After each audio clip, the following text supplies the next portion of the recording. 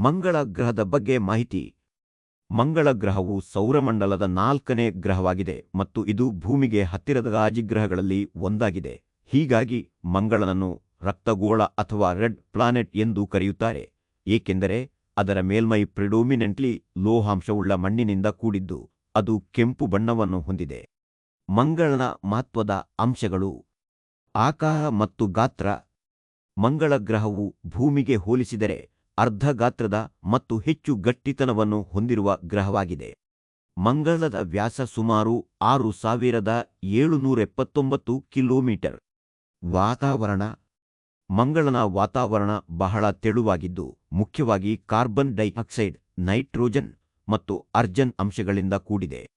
ಇಲ್ಲಿ ಗಾಳಿ ಗಟ್ಟಿತನ ಕಡಿಮೆ ಮತ್ತು ಆಮ್ಲಜನಕದ ಪ್ರಮಾಣ ತುಂಬಾ ಕಡಿಮೆ. Powered by ಡಬ್ವರ್ಸ್.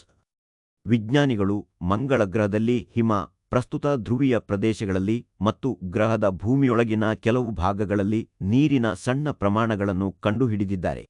ಈ ನೈಜವಾಗಿ ಇರುವ ಜಲದ ಅಸ್ತಿತ್ವವು ಮಂಗಳನ ಮೇಲೆ ಜೀವ ಅಸ್ತಿತ್ವ ಹೊಂದಿರುವ ಸಾಧ್ಯತೆಯನ್ನು ಪ್ರಸ್ತಾಪಿಸುತ್ತದೆ. ಪ್ರಕೃತಿ ತತ್ವಗಳು. ಮಂಗಳ ಮೇಲೆ ಎತ್ತರದ ಪರ್ವತಗಳು, ಸಮುದ್ರಗಳಂತಹ ಬೃಹತ್ ಕಂದಕಗಳು ಮತ್ತು ಅಗ್ನಿಪರ್ವತಗಳ ಅಸ್ತಿತ್ವವಿದೆ. ಒಲಿಂಪಸ್ ಮೊನ್ಸ್ ಎಂಬ ಹೆಸರುಳ್ಳ ಅತಿದೊಡ್ಡ ಅಗ್ನಿಪರ್ವತವು ಮಂಗಳ ಗ್ರಹದಲ್ಲಿದೆ. ಇದು ಸಂಪೂರ್ಣ ಸೌರಮಂಡಲದಲ್ಲೇ ಅತಿದೊಡ್ಡ ಅಗ್ನಿಪರ್ವತವಾಗಿದೆ. ಯಂತ್ರಗಳು. ಮಂಗಳನಿಗೆ ಫೋಬೋಸ್ ಮತ್ತು ಡೀಮೋಸ್ ಎಂಬ 2 ಚಂದ್ರಗಳು ಇವೆ.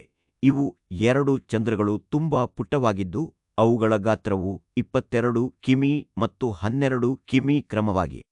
ಮಂಗಳನ ಅಧ್ಯಯನ. ಅನೇಕ ನಾಸಾ ಮತ್ತು ಇಸ್ರೋ ಮಿಷನ್ಗಳು ಮಂಗಳನ ಅಧ್ಯಯನಕ್ಕಾಗಿ ಕಳುಹಿಸಲ್ಪಟ್ಟಿವೆ. ಈ ಗ್ರಹವನ್ನು ಬ್ಲೂ ಗ್ರಹ ಅಥವಾ ಮಾನವ ಜೀವವಾಸಕ್ಕಾಗಿ ಅನ್ವೇಷಣೆಗೆ ಯೋಗ್ಯವಾಗಿರುವ ಪ್ಲಾನೆಟ್ ಎಂದು ಪರಿಗಣಿಸಲಾಗಿದೆ. ನಾಸಾ ಮಂಗಳ 2020 ಮತ್ತು ಇಸ್ರೋ ಮಂಗಳಯಾನ ಎಂಬ ಮಿಷನ್ಗಳು ಮಂಗಳನ ಬಗ್ಗೆ ಹೆಚ್ಚಿನ ಮಾಹಿತಿಯನ್ನು ಸಂಗ್ರಹಿಸಲು ಕಳುಹಿಸಲ್ಪಟ್ಟಿವೆ. ಭವಿಷ್ಯದ ಉದ್ದೇಶಗಳು. ಮಂಗಳ ಗ್ರಹವನ್ನು ಮಾನವ ಜೀವನಕ್ಕೆ ಯೋಗ್ಯವಾಗಿಸಲು ಅಧ್ಯಯನಗಳು ನಡೆಯುತ್ತಿವೆ. ಇದರಲ್ಲಿ ಅಲ್ಲಿರುವ ಸಂಪತ್ತನ್ನು ಬಳಸುವ, ಆಹಾರ ಉತ್ಪಾದನೆ ಮತ್ತು ತಂತ್ರಜ್ಞಾನ ಅಭಿವೃದ್ಧಿಗೆ ಸಂಬಂಧಿಸಿದ ಪ್ರಯತ್ನಗಳೂ ಸೇರಿವೆ.